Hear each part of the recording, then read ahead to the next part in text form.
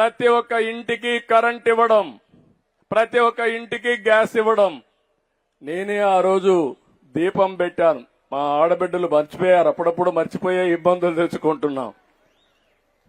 నేను ఆ రోజు వంట చేసేటప్పుడు మా తల్లి కష్టాలు చూశాను. వంట ఇంట్లో నుంచి బయట వస్తే కండ్లలో నీళ్లు వచ్చేటివి. దానికి కారణం పొగంతా వెళ్ళేది. ఆ పొగతో ఊపిరితిత్తులు కూడా దెబ్బతినేటివి. ఆ రోజు నేను ఆలోచించి నా ఆడబిడ్డలకు ఈ కష్టాలు ఉండడానికి వీల్లేదు, నా తల్లి పడిన బాధ నా ఆడబిడ్డలు పడడానికి వీలు లేదని దీపం పెట్టాను. ఇంటింటికి పిలిచి పిలిచి దీపం కనెక్షన్ ఇచ్చాను. అవునా కాదా తల్లి? అయినా మర్చిపోయారు కదా. అప్పుడప్పుడు మర్చిపోతున్నారు. మర్చిపోయినప్పుడు భూతం వస్తా ఉంది.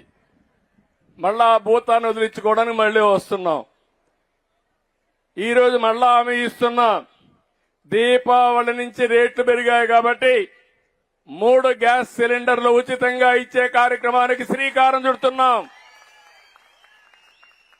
దీపం నేనే పెట్టాను, గ్యాస్ నేనే ఇచ్చాను, మళ్ళీ ఈ రోజు ఉచితంగా నేనే ఇస్తున్నానంటే అది నా ఆడబిడ్డలకు నా మీదుండే ప్రేమ అని చెప్పి కూడా నేను మీకు తెలియజేస్తున్నా. ప్రతి ఒక్క ఇంటికి గ్యాస్ ఇస్తాం, ప్రతి ఇంటికి పవర్ కనెక్షన్ ఇస్తాం.